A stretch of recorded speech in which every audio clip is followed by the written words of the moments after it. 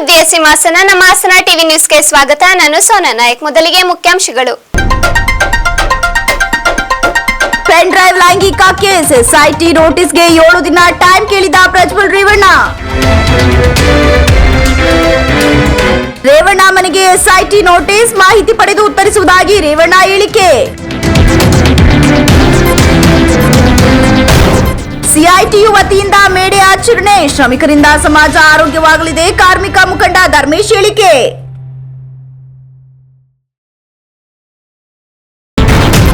ಕಲಂ 41A CrPC ಅಡಿಯಲ್ಲಿ ತಮಗೆ ನೀಡಿರುವ ನೋಟಿಸ್ಗೆ ಖುದ್ದಾಗಿ ಹಾಜರಾಗಲು 7 ದಿನ ಕಾಲಾವಕಾಶ ಬೇಕು ಎಂದು ಪೆನ್ ಡ್ರೈವ್ ಆರೋಪದ ಪ್ರಕರಣದ ಗಂಭೀರ ಎದುರಿಸುತ್ತಿರುವ ಹಾಸನ ಸಂಸದ ಪ್ರಜ್ವಲ್ ರೇವಣ್ಣ ಕೋರಿದ್ದಾರೆ. ಈ ಸಂಬಂಧ ತಮ್ಮ ಪರ ವಕೀಲ್ ಅರುಣ್ ಜಿ ಅವರ ಮೂಲಕ ವಿಶೇಷ ತನಿಖಾ ತಂಡದ ಪೊಲೀಸ್ ಉಪಾಧೀಕ್ಷರಿಗೆ ಲಿಖಿತ ಪತ್ರ ಬರೆದು ಪ್ರಜ್ವಲ್ ಮನವಿ ಮಾಡಿದ್ದಾರೆ.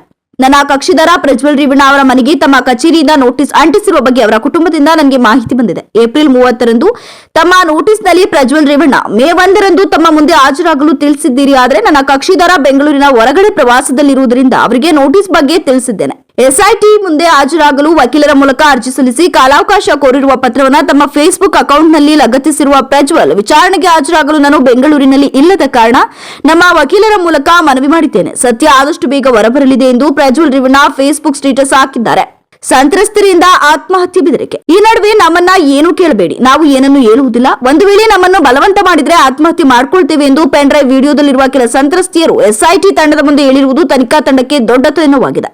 ವಿಡಿಯೋದಲ್ಲಿರುವ ಇನ್ನು ಕೆಲವರು ಸಂಪರ್ಕಕ್ಕೆ ಸಿಕ್ತಿಲ್ಲ ಅಂತ ತಿಳಿದು ಬಂದಿದೆ. ಈ ನಡುವೆ ವಿದೇಶದಿಂದ ಪ್ರಜ್ವಲ್ ಅವರನ್ನ ಕರೆಸುವಂತೆ ಪ್ರಧಾನಿ ನರೇಂದ್ರ ಮೋದಿ ಅವರಿಗೆ ಸಿಎಂ ಸಿದ್ದರಾಮಯ್ಯ ಪತ್ರ ಬರೆದಿದ್ದಾರೆ. ವಿದೇಶಾಂಗ ಸಚಿವಾಲಯ ಮಧ್ಯೆ ಪ್ರವೇಶ ಮಾಡಬೇಕು, ಕೂಡಲೇ ಪ್ರಜ್ವಲ್ ಪಾಸ್ಪೋರ್ಟ್ ರದ್ದು ಮಾಡಬೇಕು, ಅವರನ್ನ ಕರೆಸುವುದು ನಮ್ಮ ಮೊದಲ ಆದ್ಯತೆ. ಆರೋಪಿ ಸ್ಥಾನದಲ್ಲಿರುವ ಪ್ರಜ್ವಲ್ ಕರೆಸಿದರೆ ತನಿಖೆ ಸಹಕಾರಿಯಾಗಲಿದೆ ಅಂತ ಸಿಎಂ ಪತ್ರದಲ್ಲಿ ತಿಳಿಸಿ ಕೇಂದ್ರದ ಸಹಕಾರ ಕೋರಿದ್ದಾರೆ. ಮೇ 3ರಂದು ರಾಜ್ಯಕ್ಕೆ ಮತ್ತೊಂದು ಮೂಲಗಳ ಪ್ರಕಾರ ಪ್ರಜ್ವಲ್ ರೇವಣ್ಣ ಜರ್ಮನಿಯಿಂದ ಶುಕ್ರವಾರ ಮೇ 3ಕ್ಕೆ ಮಧ್ಯರಾತ್ರಿ ರಾಜ್ಯಕ್ಕೆ ಮರಳಲಿದ್ದಾರೆ. ಪ್ರಜ್ವಲ್ ಜರ್ಮನಿಯ ಫ್ರಾಂಕ್ಫರ್ಟ್ಗೆ ತೆರಳಿದ್ದು ಬೆಂಗಳೂರಿಗೆ ರಿಟರ್ನ್ ಟಿಕೆಟ್ ಬುಕ್ ಮಾಡಿದ್ದಾರೆ. ಮೇ 3ರಂದು ಮಧ್ಯಾಹ್ನ 1:30ಕ್ಕೆ ಫ್ರಾಂಕ್ಫರ್ಟ್ 9 ನಿಂದ ವಿಮಾನ ಹೊರಡಲಿದ್ದು ಮಧ್ಯರಾತ್ರಿ 1 ಗಂಟೆ ಸುಮಾರಿಗೆ ಬೆಂಗಳೂರಿನ ಕೆಂಪೇಗೌಡ ಅಂತಾರಾಷ್ಟ್ರೀಯ ವಿಮಾನ ನಿಲ್ದಾಣಕ್ಕೆ ಆಗಮಿಸಲಿದ್ದಾರೆ ಅಂತ ತಿಳಿದು ಬಂದಿದೆ. ಹಾಗೂ ಪುತ್ರ ಪ್ರಜ್ವಲ್ ರೇವಣ್ಣ ವಿರುದ್ಧ ಕೇಳಿ ಬಂದಿರುವ ಪೆನ್ ಡ್ರೈವ್ ಹಗರಣದ ಒಂದೆಡೆ ಮುಜುಗರ, ಮತ್ತೊಂದೆಡೆ ಸಂಕಷ್ಟಕ್ಕೆ ಸಿಲುಕಿರುವ ರೇವಣ್ಣ ದಂಪತಿ ಮನಃಶಾಂತಿಗಾಗಿ ದೇವರ ಮೊರೆ ಹೋದರು. ಪಟ್ಟಣದ ತಮ್ಮ ಮನೆಯಲ್ಲಿ ಹೋಮ ಹವನ ಮಾಡಿಸಿ ವಿಶೇಷ ಪೂಜೆ ಸಲ್ಲಿಸಿದ್ರು. ಮನೆಯೊಳಗೆ ಹೋಮಕುಂಡ ನಿರ್ಮಿಸಿ ಬೆಳಗ್ಗೆಯಿಂದ ಮನೆಯೊಳಗೆ ಪೂಜೆ ಪುನಸ್ಕಾರ ನೆರವೇರಿಸಿದ್ರು. ತನಗೆ ಹಾಗೂ ಕುಟುಂಬಕ್ಕೆ ಎದುರಾಗಿರುವ ಸಂಕಷ್ಟ ನಿವಾರಿಸು ದೇವರೇ ಎಂದು ರೇವಣ್ಣ ಮೊರೆ ಇಟ್ಟರು. ಮಧ್ಯಾಹ್ನದ ವೇಳೆಗೆ ರೇವಣ್ಣ ಹಾಗೂ ಭವಾನಿಯವರು ಪಟ್ಟಣದ ನಿವಾಸದಿಂದ ಬೆಂಗಳೂರು ಕಡೆಗೆ ಹೊರಟರು. ಆದರೆ ಹೋಗುವಾಗ ಇಬ್ಬರು ಬೇರೆ ಬೇರೆ ಕಾರಿನಲ್ಲಿ ತೆರಳಿದ್ರು. ಈ ವೇಳೆ ಮಾತನಾಡಿದ ರೇವಣ್ಣ, ಎಸ್ಐಟಿ ಅವರು ಮನೆಗೆ ನೋಟಿಸ್ ಅಂಟಿಸಿದ್ದಾರೆ, ಅದರಲ್ಲಿ ಏನಿದೆ ಎಂಬುದನ್ನು ತಿಳಿದುಕೊಳ್ಳುತ್ತೇನೆ, ನಂತರ ಏನ್ ಮಾಡಬೇಕು ಅಂತ ತೀರ್ಮಾನಿಸಲಾಗುವುದು. ತನಿಖೆಗೆ ಎಲ್ಲಾ ರೀತಿಯಲ್ಲೂ ಸಹಕರಿಸುತ್ತೇವೆ. ನಾನು ಯಾವುದೇ ತಪ್ಪು ಮಾಡಿಲ್ಲ, ಶಕ್ತಿ ಇದೆ, ಎಲ್ಲವನ್ನು ಎದುರಿಸುತ್ತೇನೆ, ಎಲ್ಲ ಸರಿ ಹೋಗಲಿದೆ ಎಂದಷ್ಟೇ ಹೇಳಿ ಮುಂದೆ ಸಾಗಿದ್ರು. ಅಷ್ಟೇ ಅಲ್ಲ, ಈ ಎಲ್ಲಾ ಆರೋಪಗಳ ಹಿಂದೆ ದೊಡ್ಡ ದೊಡ್ಡ ಷಡ್ಯಂತ್ರ ಆಡಾಗಿದೆ. ನಾನು ಯಾವುದೇ ತನಿಖೆ ಎದುರಿಸಲು ಸಿದ್ಧ, ಶಕ್ತಿ ಇದೆ ಅಂತ ಪುನರುಚ್ಚರಿಸಿದ್ರು. ತಡರಾತ್ರಿ ಬೆಂಗಳೂರಿನಿಂದ ಆಗಮಿಸಿ ಪಟ್ಟಣದ ತಮ್ಮ ನಿವಾಸದಲ್ಲಿ ರೇವಣ್ಣ ದಂಪತಿ ವಾಸ್ತವ್ಯ ಹೂಡಿದರು. ಆದರೆ ಪ್ರತಿನಿತ್ಯ ಜನರಿಂದ ತುಂಬಿ ತುಳುಕುತ್ತಿದ್ದ ರೇವಣ್ಣ ನಿವಾಸ ಹಾಗೂ ಹೊರಾಂಗಣ ಪೆನ್ ಡ್ರೈವ್ ಪ್ರಕರಣ ಹೊರಬಂದ ನಂತರ ಖಾಲಿಯಾಗಿದೆ. ನಿನ್ನೆಯಷ್ಟೇ ಅಜ್ಞಾತ ಸ್ಥಳದಿಂದ ವಿಡಿಯೋ ರಿಲೀಸ್ ಮಾಡಿ ತಾನು ಮೊದಲು ಯಾರಿಗೆ ಪೆನ್ ಡ್ರೈವ್ ಕೊಟ್ಟಿದ್ದೆ ಎಂಬ ರಹಸ್ಯ ಬಯಲು ಮಾಡಿದ್ದಲ್ಲದೆ ಎಸ್ಐಟಿ ಮುಂದೆ ಎಲ್ಲವನ್ನ ಹೇಳುವೆ ಎಂದಿದ್ದ ಪ್ರಜ್ವಲ್ಗೆ ಹಿಂದೆ ಕಾರು ಚಾಲಕ ಆಗಿದ್ದ ಕಾರ್ತಿಕ್ ಇದೀಗ ದಿಢೀರನೆ ವಿದೇಶಕ್ಕೆ ಹಾರಿದ್ದಾರೆ ಎಂಬ ಸುದ್ದಿ ಹತ್ತಾಡ್ತಿದೆ. ಇಡೀ ಮಾನವ ಜಗತ್ತು ನಡೆಯುತ್ತಿರುವುದು ಶ್ರಮಿಕರಿಂದ ಹಾಗೂ ಎಲ್ಲಾ ಕ್ಷೇತ್ರದಲ್ಲಿ ಕೆಲಸ ಮಾಡುತ್ತಿರುವುದರಿಂದ ಸಮಾಜ ಆರೋಗ್ಯವಾಗಿದೆ ಎಂದು ಸಿಐಟಿಯು ಜಿಲ್ಲಾಧ್ಯಕ್ಷ ಧರ್ಮೇಶ್ ತಿಳಿಸಿದರು. ನಗರದ ಜಿಲ್ಲಾ ಕನ್ನಡ ಸಾಹಿತ್ಯ ಪರಿಷತ್ ಭವನದಲ್ಲಿ ಸಿಐಟಿಯು ಸಂಯುಕ್ತಾಶ್ರಯದಲ್ಲಿ ಬುಧವಾರದಂದು ಬೆಳಗ್ಗೆ ಹಮ್ಮಿಕೊಳ್ಳಲಾಗಿದ್ದ ಅಂತಾರಾಷ್ಟ್ರೀಯ ಕಾರ್ಮಿಕ ದಿನವಾದ ಮೇ ದಿನ ಆಚರಣೆಯಲ್ಲಿ ಉದ್ಘಾಟನೆ ಭಾಷಣದಲ್ಲಿ ಮಾತನಾಡಿದ ಅವರು, ಮೇ ದಿನಾಚರಣೆಯನ್ನು ಎಲ್ಲಾ ದೇಶಗಳಲ್ಲಿ ಎಲ್ಲಾ ಕಾರ್ಮಿಕರು ಈ ದಿನವನ್ನು ಆಚರಣೆಯನ್ನು ಮಾಡ್ತಾರೆ. ನಮ್ಮ ಕೆಲಸ ಕೇವಲ 8 ಗಂಟೆ ಮಾತ್ರ ಮಾಡಬೇಕು. ಕಾರ್ಮಿಕರನ್ನ ಯಂತ್ರಗಳಂತೆ ದುಡಿಸಿಕೊಳ್ಳಲಾಗ್ತದೆ. ಮಾಲೀಕರು ಅಧಿಕಾರಿಗಳಿಗೆ ಯಾವುದೇ ರೀತಿಯಾಗಿ ಮಾತನಾಡಬಾರದು. ಕಾರ್ಮಿಕರು ಸಮಸ್ಯೆಗಳನ್ನ ಹೇಳಿಕೊಳ್ಳದೆ ದುಡಿಯಬೇಕು ಹಾಗೂ ಪ್ರಶ್ನೆ ಮಾಡಬಾರದು. ಇದರಿಂದ ಸರ್ಕಾರ ಏನು ಬಯಸುತ್ತದೆ ಅಂದ್ರೆ ಕಾರ್ಮಿಕರು ಹೆಚ್ಚು ಸಂಬಳ ಕೇಳಬಾರದು, ಎಷ್ಟು ಹಣವನ್ನ ಕೊಡ್ತಾರೋ ಅದಕ್ಕೆ ಕಾರ್ಮಿಕರು ದುಡಿಯಬೇಕು ಎಂದು ಅರ್ಥ ಅಂತ ಹೇಳಿದ್ರು.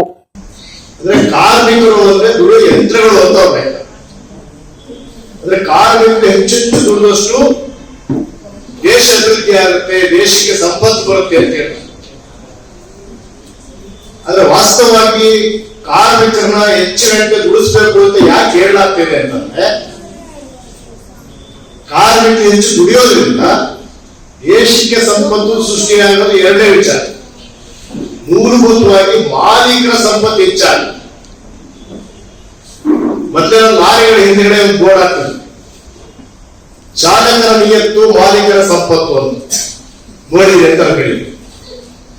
ಚಾಲಕರ ನಿಯತ್ತು ಮಾಲೀಕರ ಸಂಪತ್ತು ಅಂದ್ರೆ ಚಾಲಕ ನಿಯತ್ತಾಗಿದ್ರೆ ಮಾತ್ರ ಮಾಲೀಕರ ಸಂಪತ್ತು ಬರುತ್ತೆ ಅಂತ. ನಿಯತ್ತು ಅಂದ್ರೇನು? ಕಳ್ಳತನ ಮಾಡೋದು ನಿಯತ್ತು ಅಂತ ಅಲ್ಲ. ನಿಯತ್ತು ಅಂದ್ರೆ ನಿಯತ್ತಿನ ನಾಯಕರು ಇರಬೇಕು ಅಂತ. ಅವ್ನು ಕಷ್ಟ ಸಮಯ ಎಸ್ಕೊಳ್ಬೇಕು, ಅವನು ದುಡಿದಷ್ಟು ದುಡಿಯೋದಷ್ಟು ದುಡಿಬೇಕು. ಅದು ಮಾಲೀಕ ಬಯಸತಕ್ಕಂಥ ನಿಯತ್ತು.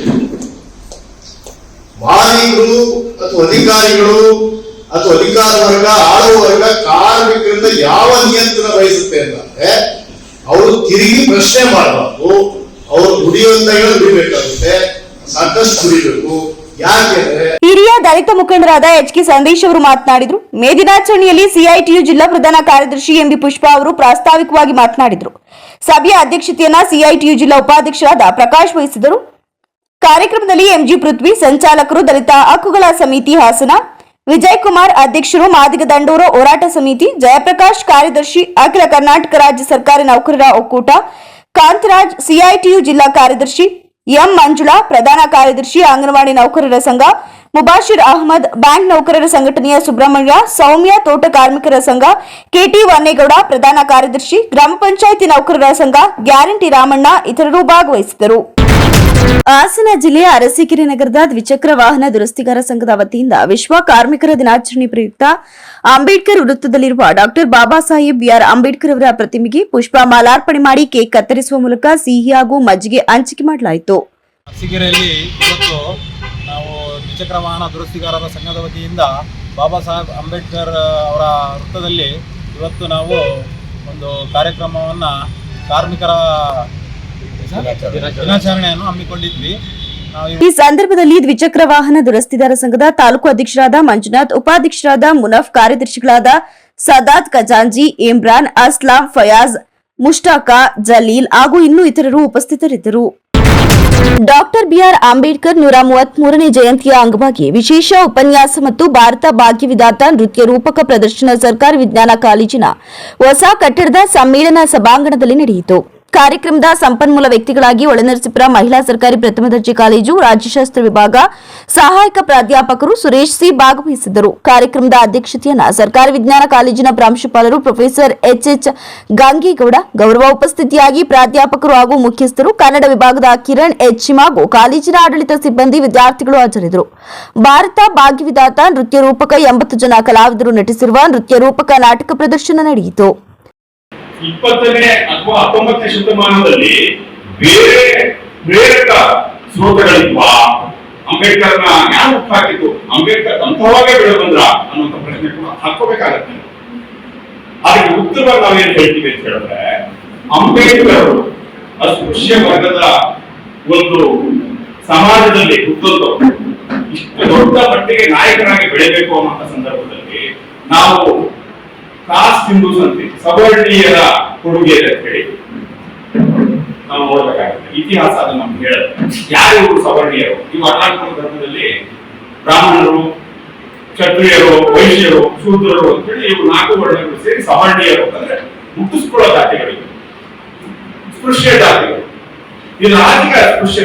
ಕಾರ್ಯಕ್ರಮದ ಆಯೋಜನೆಯನ್ನ ವಿದ್ಯಾರ್ಥಿ ಪರಿಷತ್ ಅಧ್ಯಕ್ಷರು ಮತ್ತು ಸದಸ್ಯರು, ವಿದ್ಯಾರ್ಥಿ ಪರಿಷತ್ ಸಮಿತಿ, ಸರ್ಕಾರಿ ವಿಜ್ಞಾನ ಕಾಲೇಜು ಸ್ವಾಯತ್ತ ಹಾಸನ ನೆರವೇರಿಸಿದರು. 2023-24 ಕಾಫಿ ಹಂಗಾಮಿನಲ್ಲಿ ದರ ಏರಿಕೆಯಾದರೂ ಬೆಳೆಗಾರರಿಗೆ ದಕ್ಕದ ಕಾಫಿ ಬೆಲೆ ಮರೀಚಿಕೆಯಾಗಿದೆ ಎಂದು ಕರ್ನಾಟಕ ಗ್ರೋವರ್ಸ್ ಫೆಡರೇಷನ್ ನಿರ್ದೇಶಕ ಟಿಪಿ ಸುರೇಂದ್ರ ಬೇಸರ ವ್ಯಕ್ತಪಡಿಸಿದರು. ಪತ್ರಿಕಾಗೋಷ್ಠಿಯಲ್ಲಿ ಬುಧವಾರ ಮಾತನಾಡಿ, ಇತ್ತೀಚಿನ ದಿನಗಳಲ್ಲಿ ಬಹುತೇಕ ಎಲ್ಲಾ ಮಾಧ್ಯಮಗಳಲ್ಲಿ ಗಗನಕ್ಕೇರಿದ ಕಾಫಿ ಬೆಲೆ, ಕಾಫಿಗೆ ದಾಖಲೆ ಬೆಲೆ, ಬೆಳೆಗಾರರಿಗೆ ದೊರೆದೆ ಇತ್ಯಾದಿ ಶೀರ್ಷಿಕೆಗಳಲ್ಲಿ ಬಹುತೇಕ ವರ್ಣರಂಜಿತ ವರದಿಗಳೇ ಪ್ರಕಟವಾಗುತ್ತಿರುವುದು ದುರಾದೃಷ್ಟಕರ. ಕಾಫಿ ಬೆಳೆ ಕಳೆದ 30 ವರ್ಷಗಳ ಅತ್ಯಧಿಕ ಮಟ್ಟ ತಲುಪಿದ್ದು ದಾಖಲೆಗಳಲ್ಲಿ ನಮೂದು ಮಾಡಲು ಮಾತ್ರ ಸೂಕ್ತವೇ ಹೊರತು ವಾಸ್ತವ ಪರಿಸ್ಥಿತಿ ಇದಕ್ಕೆ ವ್ಯತಿರಿಕ್ತವಾಗಿದೆ. ತೀವ್ರವಾದ ಹವಾಮಾನ ವೈಪರೀತ್ಯದ ಪರಿಣಾಮವನ್ನು ಕಾಫಿ ಉತ್ಪಾದಿಸುವ ಪ್ರಮುಖ ದೇಶಗಳಲ್ಲಿ ಉತ್ಪಾದನೆ ಕುಂಠಿತವಾದ ಪ್ರಯುಕ್ತ ಕಾಫಿ ಬೆಲೆ ಏರಿಕೆ ಕಂಡಿದ್ದು ವಾಸ್ತವ. ಈವರೆಗೆ ಜಾಗತಿಕ ಮಾರುಕಟ್ಟೆಯಲ್ಲಿ ನ್ಯೂಯಾರ್ಕ್ ಹಾಗೂ ಲಂಡನ್ ವಹಿವಾಟಿನಲ್ಲಿ ಮುಂಚೂಣಿಯಲ್ಲಿದ್ದ ಕಾಫಿ ವಹಿವಾಟು ಕೇವಲ ಕಾಲ್ಪನಿಕ ವಹಿವಾಟು ಮಾತ್ರವಾಗಿತ್ತು. ಬಹುತೇಕ ವಹಿವಾಟು ಬೇಡಿಕೆ ಹಾಗೂ ಸರಬರಾಜು ಆಧಾರದಲ್ಲಿ ನಡೆಯುವುದರಿಂದ ಕಾಫಿ ಉತ್ಪಾದನೆಯಲ್ಲಿ ಹಾಗೂ ದಾಸ್ತಾನಿನಲ್ಲಿ ಉಂಟಾಗಬಹುದಾದ ಸಣ್ಣ ಪ್ರಮಾಣದ ಏರುಪೇರುಗಳನ್ನು ಅಂತಾರಾಷ್ಟ್ರೀಯ ವಹಿವಾಟುದಾರರು ಈ ಕಾಲ್ಪನಿಕ ವಹಿವಾಟಿನ ಮಿತಿಯೊಳಗೆ ಹೇಗೋ ಸರಿದೂಗಿಸಿಕೊಂಡು ಆದಷ್ಟು ವಾಸ್ತವ ಮೌಲ್ಯಕ್ಕಿಂತ ಕಡಿಮೆ ಮೌಲ್ಯದ ದರ ನಿಗದಿ ಮಾಡಿ ವಹಿವಾಟು ಮಾಡ್ತಿದ್ದಾರೆ ಅಂತ ಹೇಳಿದ್ರು.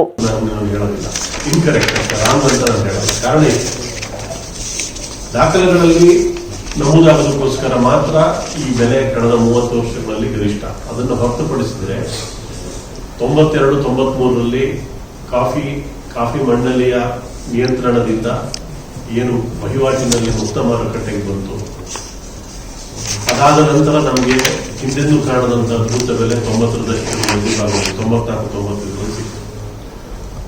ಆಮೇಲೆ ನಮ್ಮ ಸಂಕಟಗಳು ಶುರುವಾದವು ಈ ವರ್ಷ 2023-24ರ ಹಂಗಾಮಿನಲ್ಲಾದಂತಹ ಇಲ್ಲಿಗೆ ಉತ್ತಮ ಬೆಲೆ ಬಂದಿದೆ ಅಂತ ಹೇಳಿ ದಾಖಲೆಗಳಲ್ಲಿ ಮಾತ್ರ ನಮೂದಾಗಲಿಕ್ಕೆ ಸಾಧ್ಯ ಇದೆ. ಕಾರಣ ಇಷ್ಟೇ, ಇತರೆ ನಮ್ಮ ಜನೋಪಯೋಗಿ ವಸ್ತುಗಳನ್ನ ಧಾರಣೆಯನ್ನ ಗಮನದಲ್ಲಿ ಇಟ್ಕೊಂಡು ನೋಡೋದಾದ್ರೆ 90ರ ದಶಕದ ಮಧ್ಯಭಾಗದಲ್ಲಿ ಇದ್ದಂತ ಇಂಧನ ಬೆಲೆ, ಅವತ್ತಿನ ನಿರ್ವಹಣಾ ವೆಚ್ಚ, ಕಾರ್ಮಿಕರ ಒಂದು ವೇತನ, ಅವತ್ತು ನಮಗಿದ್ದಂತ ಅತ್ಯುತ್ತಮವಾದಂತಹ ಹವಾಮಾನ, ಇವುಗಳೆಲ್ಲರ ಹಿನ್ನೆಲೆಯಲ್ಲಿ ನೋಡ್ತಾ ಬಂದ್ರೆ ಈಗ ಸಿಗಬೇಕಾದಂತ ಅಥವಾ ಈಗ ಸಿಗ್ತಾ ಇರುವಂತ ಬೆಲೆ ಬಹುಶಃ ನಮಗೆ 2001, 2003 ಈ ವರ್ಷಗಳಲ್ಲೇ ಸಿಗ್ಬೇಕಾಗಿತ್ತು.